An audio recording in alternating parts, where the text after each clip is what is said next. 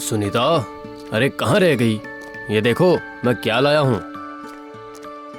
अरे बेटा, तुम्हारी माँ कहाँ है? माँ, पिताजी बुला रहे हैं। हाँ, आ रही हूँ। अरे जल्दी आओ ना। हाँ हाँ, आ रही हूँ। ये आदमी भी ना चैन से खाना भी नहीं बनाने देते। अरे खाना वाना बाद में बना लेना, पहले देखो मैं शोभा के लिए क्या लाया हूँ। क्या लाए हैं? कपड़े लाया हूँ, कपड़े। ये देखो कैसी है। अरे वाह, ये तो बहुत अच्छा है। हमारी शोभा इसे पहनकर कितनी प्यारी लगेगी, है ना? हाँ हाँ, क्यों नहीं। अच्छा, ये शोभा कहाँ है? दीदी अपने कमरे में है। कमरे में है? हाँ, माँ बाप से बिछड़ने का दुख उसे अभी से हो रहा है। मैं तो समझा समझा कर थक चुकी हूँ। जाइए, आप भी समझाइए अपनी लाडली को। ठीक है, तुम ये कपड़े देखो, मैं अभी आता हूँ।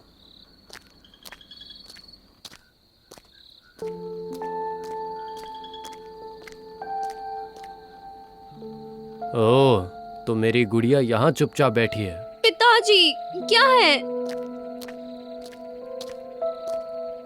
यही तो मुझे जानना है। डर लग रहा है पिताजी। पता नहीं शादी के बाद क्या होगा। क्या मैं सब संभाल पाऊंगी?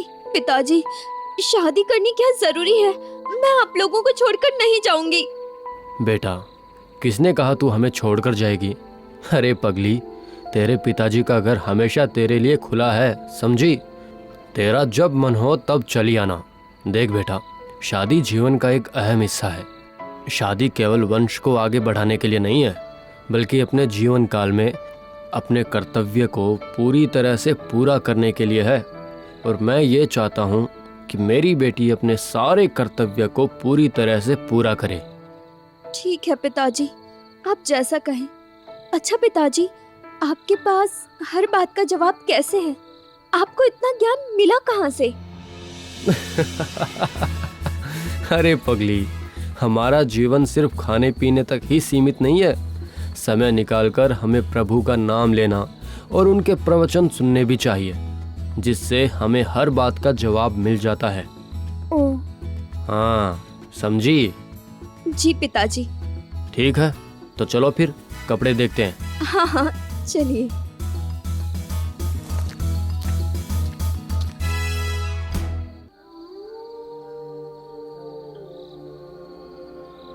अजी सो गए क्या? नहीं, जिस बाप की बेटी की शादी करीब हो उसे नींद कैसे आ सकती है? अच्छा, और माँ का क्या? नहीं, मतलब दोनों को। देखते देखते शोभा कब बड़ी हो गई, पता ही नहीं चला। हाँ, सो तो है। अच्छा, आपके एफडी के पैसों का क्या हुआ? एजेंट के पास गया था, शादी से पहले निकल जाएगा। हाँ, वही अच्छा होगा, वरना हम दहेज कहाँ से देंगे? पता नहीं लोग दहेज लेते ही क्यों हैं, जबकि कानून कहता है कि दहेज लेना घोर अपराध है। हाँ, सो तो है, लेकिन पता है सुनीता, दहेज को बढ़ावा हम जैसे लड़की वालों ने ही दिया है। वो कैसे? क्योंकि ज़्यादातर लड़की के घर वाले ये चाहते हैं कि उनकी बेटी का दामाद देखने में अच्छा हो, कमाता खूब हो, उसका खानदान अच्छा हो। हाँ, तो इसमें बुराई ही क्या है? कोई बुराई नहीं है, लेकिन ये भी तो एक तरफ से दहेज ही हुआ ना। जैसा लड़का, उसकी कमाई और उसका खानदान, वैसा दहेज। खैर, सब नसीब नसीब की बात है। आप क्या कह रहे हैं? मुझे तो कुछ समझ ही नहीं आया। मैं सो रही हूँ और आप भी सो जाइए। ठीक है।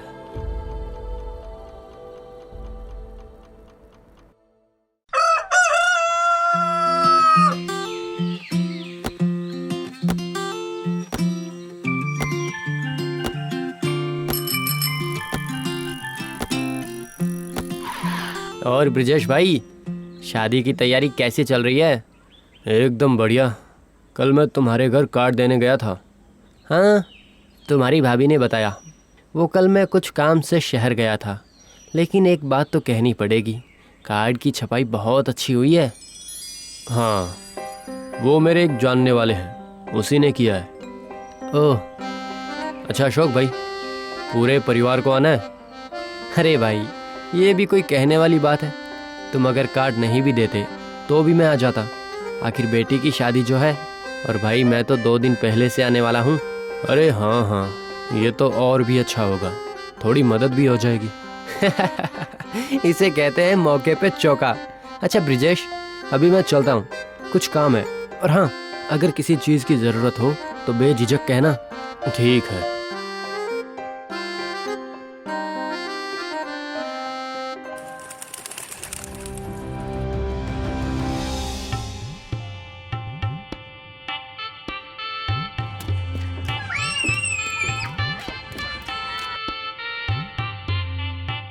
माँ, माँ, क्या हुआ बेटी? पिताजी कहाँ रह गए? वो तो मैं भी सोच रही हूँ बेटी।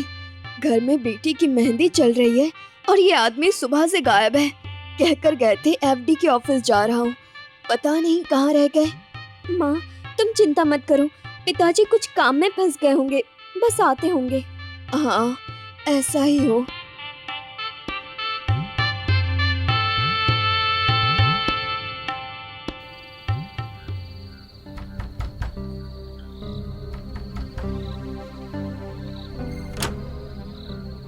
अरे, अब कहाँ रह गए थे? अंदर चलो, सब बताता हूँ। अब बताएंगे क्या हुआ? ऐसी कौन सी मजबूरी थी कि एक बेटी का बाप अपनी बेटी की मेहंदी के दिन ही पूरे दिन गायब रहा? अच्छा, आप तो एफडी का पैसा लेने गए थे ना, वो क्या हुआ? आज ही देने वाले थे ना? हाँ, देने वाले थे लेकिन नहीं मिला। क्या मतलब नहीं मिला? 2 दिन बाद बेटी की शादी है और आप कह रहे हैं कि नहीं मिला? हम दहेज कैसे देंगे? सुनीता, धीरे बोलो, घर पर मेहमान भी है।